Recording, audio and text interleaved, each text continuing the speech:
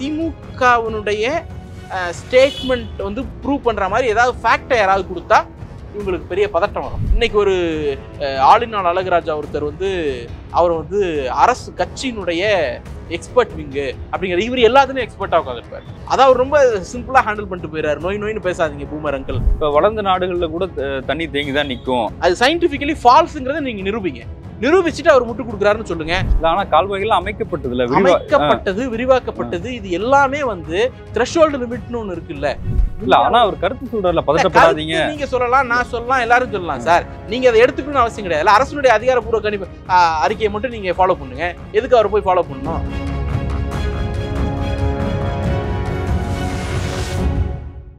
தனியார் வானிலை ஆய்வாளர் பிரதீப் ஜான் அவர் வந்து மழை நேரங்களில் ரொம்ப துல்லியமாக கணித்து சொல்லக்கூடியவர்.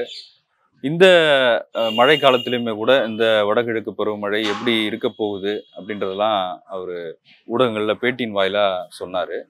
ஆனால் இந்த மழையில் அவர் மேலே வந்து அவர் மேலே இருக்க நம்பகத்தன்மை குறையுது, அவர் நடுநிலையாக செயல்படலையோ அப்படின்லாம் சமூக வலைதளங்களில் பலரும் எழுதுறாங்க. அதை எப்படி பார்க்குறீங்க? இல்லை, பலரும் எழுதுறாங்க அப்படின்லாம் இல்லை. குறிப்பிட்ட சில அரசியல் அஜெண்டா உள்ளவங்க அந்த மாதிரி எழுதுறாங்க அப்படின்னு தான் பார்க்க வேண்டியிருக்கு. முதல்ல பிரதீப் ஜான் அவர்கள் ஒரு தன்னார்வலர். அவர் அரசினுடைய எந்த விதமான நிதி உதவியோ சம்பளமோ ஊதியமோ வாங்காதவர். அரசோட பொது பணத்திலிருந்து ₹1 கூட எடுத்து உபயோகப்படுத்தாத ஒருவராக தான் இருக்கிறார். அவருக்குன்னு அரசு எதுவுமே பண்றது கிடையாது. அதை தாண்டி அவர் பொதுமக்களுக்காக தன்னுடைய சொந்த காசு போட்டு சப்ஸ்கிரிப்ஷன் போட்டு எல்லா மாடல்ஸையும் இருக்கிற மாடல்ஸ் எல்லாம் அனலைஸ் பண்ணி அதிலிருந்து ஒரு கருத்தை, ஒரு கணிப்பை முன்வைக்கிறார். அவர் ஏதாவது சேட்டலைட் இருக்காரா அப்படின்னா அந்த அளவுக்குலாம் கிடையாது. அவைலபிள் சேட்டலைட்ஸ், இந்தியாவில் இருக்கக்கூடிய சேட்டலைட்கள், உலக அளவில் இருக்கக்கூடிய பல்வேறு நாடுகளுடைய சேட்டலைட்கள், இது எல்லாத்தையும் ஒருங்கிணைத்து அந்த முடிவுகள் எல்லாம், அந்த கணிப்புகள் அடிப்படையில் அந்த மாடல்ஸ் எல்லாம் ஸ்டடி பண்ணி தன்னுடைய பணத்தை, தன்னுடைய நேரத்தை செலவு பண்ணி பொதுமக்களுக்காக ஒரு நல்லெண்ண அடிப்படையில் ஒரு வாலண்டியரா செய்யக்கூடிய ஒரு தன்னார்வலர். முதல்ல அவரை கேள்விக்கு உட்படுத்துறது அப்படிங்கிறதே யாருக்கும் எந்த தார்மீக உரிமையும் கிடையாது. ரெண்டாவது, இந்த கோபமெல்லாம் நியாயமா யார் மேல வந்திருக்கணும்? நீங்க வந்து ஒவ்வொரு காலகட்டத்திலையும் எடுத்துக்கங்க. ஒரு பெரும் மழை பெய்கிறது, ஒரு பெரிய புயல் அடிக்கிறது அப்படின்னு சொன்னா ஐஎம்டி மாதிரியான அமைப்புகள் தூங்கி கொண்டிருந்த காலம் நிறைய உண்டு. அதாவது இன்னும் சொல்ல போனா நமக்கு காமெடியே உண்டு.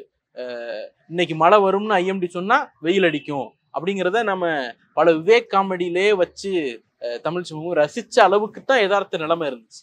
இன்னைக்கு அவங்க எல்லாம் இம்ப்ரூவ் ஆகி துல்லியமா சொல்ல வேண்டிய நிர்பந்தத்திற்கு யார் ஆளாக்குனது அப்படின்னு சொன்னா இந்த மாதிரி பிரைவேட் பிளாகர்ஸ் தான் ஐஎம்டியே ஒரு ப்ரெஷருக்குள்ள தள்ளி இருக்காங்க. நீங்க துல்லியமா தான் சொல்லி ஆகணும். சும்மா சாக்கு போக்கா ஒரு இடங்களில், ஒரு சில இடங்களில் வாய்ப்பு இருக்கிறது, செய்யலாம், பெய்யலாம், இப்படியெல்லாம் நீங்க சொல்லிட்டு இருக்க முடியாதுங்கிற ஒரு ப்ரெஷரை வந்து அவங்க மேலேயே இந்த மாதிரி பிரைவேட் பிளாகர்ஸ் தான் மவுண்ட் பண்ணியிருக்காங்க. இது ஒண்ணு. நீங்க யோசிச்சு பாருங்க, ஒக்கி புயல் வந்த போது அது வந்து மிகப்பெரிய சேதத்தை ஏற்படுத்தும்னு ஐஎம்டி சொல்லலை. முதல்ல சொன்னது இதே பிரதீப் ஜான் அவர்கள் தான். 2015 பெரிய அளவுல வெள்ளம் வந்த போது, அந்த பெருமழை பெய்த போது, நீர்பிடிப்பு பகுதிகள் 50 சென்டிமீட்டருக்கு மழை மேல பெய்த போது அந்த மழை பெய்யும் அப்படின்னு முதல்ல சொன்னது பிரதீப் ஜான் தான், ஐஎம்டி கிடையாது. ரொம்ப வேண்டாம், தூத்துக்குடி வெள்ளம் போன ஆண்டு இருக்கு, ஒரே இடத்துல 100 சென்டிமீட்டர் மழை பெய்யுது. அப்போது நான் திருநெல்வேலியில இருந்ததுனால சொல்றேன். மழை வந்து மாலையே தொடங்கிடுச்சு, நள்ளிரவுல எல்லாம் பீக்குக்கு போயிடுச்சு. ஆனால் அன்றைக்கு மதியம், மறுநாள் காலையில மதியம் 12 மணி வரைக்கும் போட்ட ட்வீட்ல ஆரஞ்சு அலர்ட் தான் வந்து தமிழ்நாட்டுக்கும் தென் மாவட்டங்களுக்கும் கொடுக்கப்பட்டது. அது ரெட் அலர்ட்டா 2 மணிக்கு தான் மாத்துறாங்க. அன்னைக்கு பெய்த 100 சென்டிமீட்டர் மழையில ஏறக்குறைய 40-50 சென்டிமீட்டர் மழை வந்து அவங்க ரெட் அலர்ட்டா மாத்துறதுக்கு முன்னாடியே பெய்து முடிச்சிருச்சு. முந்தா நாள் கணக்கெடுங்க, ஐஎம்டி என்ன சொல்லுது? ஆரஞ்சு அலர்ட் தான் கொடுத்தது. மழை பெய்து கொண்டிருக்கும் பொழுதுதான் அதை ரெட் அலர்ட்டா மாற்றுது. அப்ப இந்த மாதிரி இன்னெஃபிஷியன்டான ஒரு அமைப்புக்கு ஒவ்வொரு ஆண்டும் பல 100 கோடி, பல 1000 கோடி அரசாங்கங்கள் கொட்டி கொண்டிருக்கின்றன. அது குறித்து யாருக்கும் எந்த கேள்வியும் வரது கிடையாது. அவர் பிரைவேட் பிளாகர் மேல இவ்வளவு பெரிய தாக்குதலை, இவ்வளவு பெரிய ஒரு அசாசினேஷன் கேரக்டர், ஒரு வானிலையை வந்து கணிச்சு சொல்றாரு அப்படின்றத தாண்டி இப்ப வளர்ந்த நாடுகள்ல கூட தண்ணி தேங்கிதான் நிக்கும் அப்படிங்கிற மாதிரியான கருத்துக்கள் சொல்றாருல, அது அவர் இதுக்கு முன்னாடி சொன்னது இல்ல. அது ஒண்ணும் இல்ல. உங்களுக்கு ஒரு கருத்து இருக்கலாம் ஒரு விஷயத்துல, எனக்கு ஒரு கருத்து இருக்கலாம், இந்த அவருக்கு ஒரு கருத்து இருக்கலாம், ஒவ்வொருத்தருக்கும் ஒரு விஷயத்துல ஒரு கருத்து இருக்கலாம். அந்த கருத்து தப்பு அப்படின்னு சொன்னா இவர் அரசாங்கத்துக்கு முட்டு கொடுக்குறாரு அப்படின்னு நீங்க சொல்லலாம். அந்த கருத்து தப்புன்னு இது வரைக்கும் யாராவது ஃபேக்சுவலா ப்ரூவ் பண்ணிருக்கீங்களா? அவர் என்ன சொல்றாரு? 40 சென்டிமீட்டர் மழை பெய்யுது அப்படின்னா இங்க இருக்கக்கூடிய மழைநீர் கட்டமைப்புகளை அதை வெளியே தள்ளுறதுக்கு 4 எடுக்கும், 2 நாள் எடுக்கும், 3 நாள் எடுக்கும் அப்படிங்கிறது ஃபேக்சுவலி ட்ரூ. நீங்க யோசிச்சு பாருங்க. இப்ப இந்த வாசல்ல மழைநீர் கட்டமைப்பு போட்டிருக்கோம். 7 மீட்டருக்கு பெரிய சாலைகள்ல தான் மழைநீர் கட்டமைப்புகளை உருவாக்க முடியும். அதிகபட்சம் 2 மீட்டர் மழைநீர் கட்டமைப்பு சராசரியா உருவாக்க முடியும். முன்னாடி 0.75 மீட்டர் இருந்தது, இன்னைக்கு 1.5 மீட்டர் 2 மீட்டரா உயர்த்தி வச்சிருக்கோம். சரி, முழு சாலைக்கு உங்களால மழைநீர் கட்டமைப்பு போட முடியுமானா போட முடியாது. 2 காரணம். ஒண்ணு, சாலை முழுக்க மழைநீர் கட்டமைப்பு போட்டு எங்க இன்லெட் கொடுப்பீங்கிற பிரச்சனை ஒண்ணு.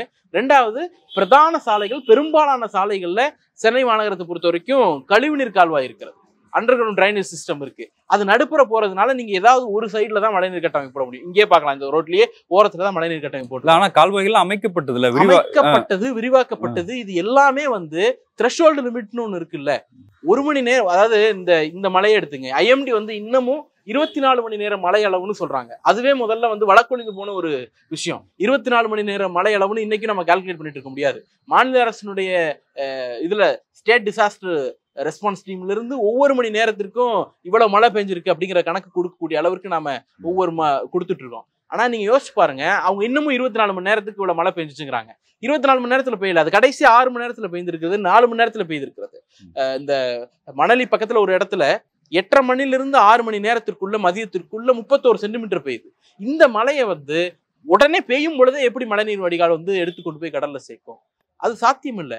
யாராவது ஒருத்தர் ஃபேக்சுவலா பேசுறாங்க, அவர் பேசுறது வந்து பொலிட்டிக்கலான ஸ்டேட்மெண்ட் கிடையாது, இது சயின்டிபிக்கலி ட்ரூ.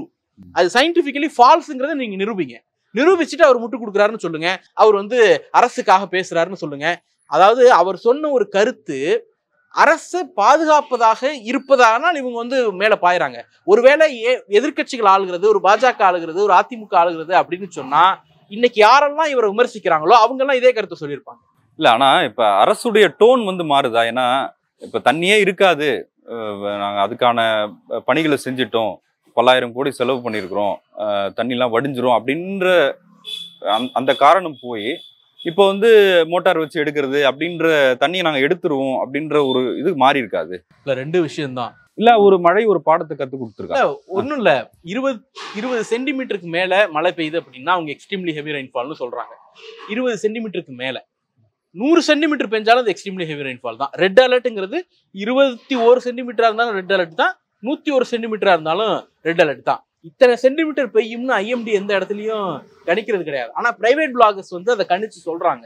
இப்ப அரசு வந்து இந்த கருத்துக்களின் அடிப்படையில முன்னெச்சரிக்கை நடவடிக்கை எடுக்குது. 20 சென்டிமீட்டர் வரைக்கும் பெய்யுது, 15 சென்டிமீட்டர் பெய்யுதுன்னா இருக்கக்கூடிய மழைநீர் கட்டமைப்புகள் கொண்டு போய் கடல்ல சேர்த்துரும். எந்த 1 மணி நேரம் 2 மணி நேரத்துல தண்ணி வடிஞ்சிரும். ஆனால் அதை தாண்டி பெய்யுது, 40 சென்டிமீட்டர் பெய்யுது, 50 சென்டிமீட்டர் பெய்யுதுன்னா அப்ப நமக்கு மோட்டாருக்கான தேவை இருக்குங்கிறதுனாலதான் கொண்டு வந்து மோட்டரை அங்க ஸ்டாண்ட் பைல வைக்கிறோம். கர்ப்பிணி பெண்களை முன்னாடியே கொண்டு போய் ஹாஸ்பிட்டல்ல சேர்க்கிறோம், பால் பவுடர் ஸ்டாக் வைக்கிறோம். எல்லா நெட்வொர்க்கோட ரெப்ரஸன்டேட்டிவ், ஏர்டெல்லா இருக்கட்டும், எல்லா தொலைத்தொடர்பு நிறுவனங்களோட ரெப்ரஸன்டேட்டிவ் கூப்பிட்டு வந்து உட்கார வச்சு நம்ம ஸ்டேட் டிசாஸ்டர் ரெஸ்பான்ஸ் ஹாலில் கொண்டு வந்து உட்கார வச்சிருக்கிறோம். அப்படின்னா இதெல்லாம் இந்த முன்னெச்சரிக்கை நடவடிக்கை எல்லாம் வந்து வெறும் ரெட் அலர்ட் 20+ அப்படின்னா 21 சென்டிமீட்டருக்கு இவ்வளவு பர வேண்டிய அவசியம் கிடையாது. 40 சென்டிமீட்டர் 50 சென்டிமீட்டருக்கு அரசு ப்ரிப்பேரா இருக்குன்னா அது இவங்க சொன்ன பிரதீப் ஜான் போன்றவர்கள் சொன்ன அந்த துல்லியமான நம்பர் அடிப்படையில தான். இப்ப என்ன பிரச்சனைனா, இன்னமும் இவங்க என்ன சொல்றாங்க, IMDல இருந்து என்ன சொல்றாங்க, ஒரு சில இடங்களில் கனமழை, பரவலாக கனமழை, இப்படி ஒரு ஒரு மக்கள் மொழியில பேசுறதே கிடையாது. இவர் என்ன பிரச்சனைனா, இவங்க எல்லா நரேட்டிவும் என்ன இருந்துச்சு, மழை பெருசா பெய்யல, மழை வந்து தப்பி போனதுனால சென்னை தப்பிச்சு தவிர அரசுனால தப்பிக்கல, இப்படின்னு ஒரு நரேட்டிவ் செட் பண்றாங்களே எதிர்கட்சிகள். அதை வந்து இவர் கொடுக்கிற ஃபேக்ட் வந்து உடைக்குது. என்ன சொல்றாருன்னா, 75 ஸ்டேஷன்ஸ்ல 75 மலைமானி இருக்கக்கூடிய இடங்கள்ல 20 சென்டிமீட்டருக்கு மேல மழை பெஞ்சிருக்கு. இது எக்ஸ்ட்ரீம்லி ஹெவி ரெயின்ஃபால் கேட்டகரி தான். நீங்க ஒரு நாள் மழை தப்பி இருந்தாலுமே கூட பெய்த மழையே அதிகான மழை தான் அப்படிங்கறத அவர் ஃபேக்சுவலா நிறுவுறாரு.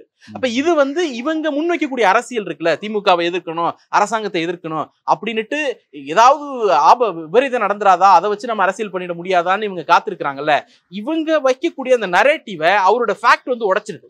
அந்த பதட்டம் தான் அவர் மீதான தாக்குதல். அதை அவர் ரொம்ப சிம்பிளா ஹேண்டில் பண்ணிட்டு போயிடுறாரு. நோயின்னு பேசாதீங்க பூமர் அங்கிள் அப்படின்னு சொல்லிட்டு ரொம்ப சாஃப்டா ஹேண்டில் பண்ணிட்டு போயிடுறாரு.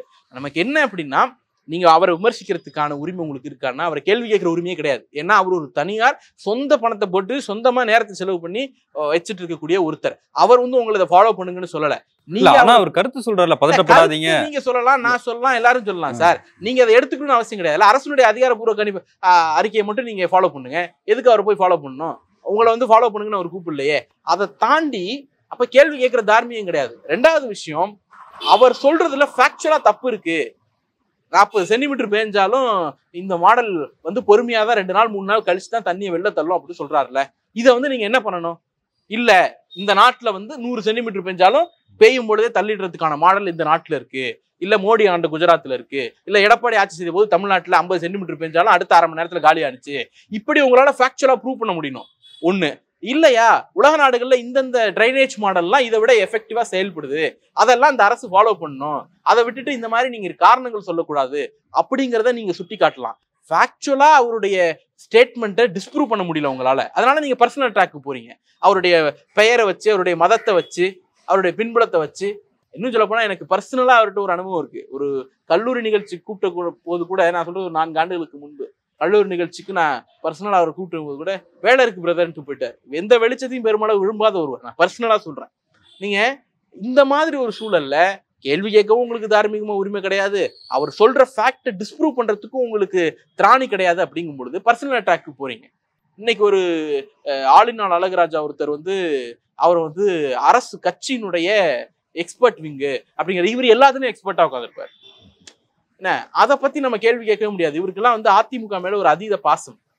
எந்த அளவுக்குன்னா, திமுக ஏன் பாஜகவே எதிர்த்துக்கிட்டு இருக்கு, அதிமுகவை திமுக எதிர்க்கணும்ல, திமுக ஏன் பாஜகவுக்கு மட்டுமே பதில் சொல்லிட்டு இருக்கு அப்படின்னு என்ன பார்த்து ஒரு டிபேட்ல கேட்டார். ஆனா உங்களுக்கு அதிமுக மீது பாசம் இருக்கலாம், அந்த பாசத்தை இப்படி வெளிப்படையா பப்ளிக்ல போட்டு உடைக்காதீங்க.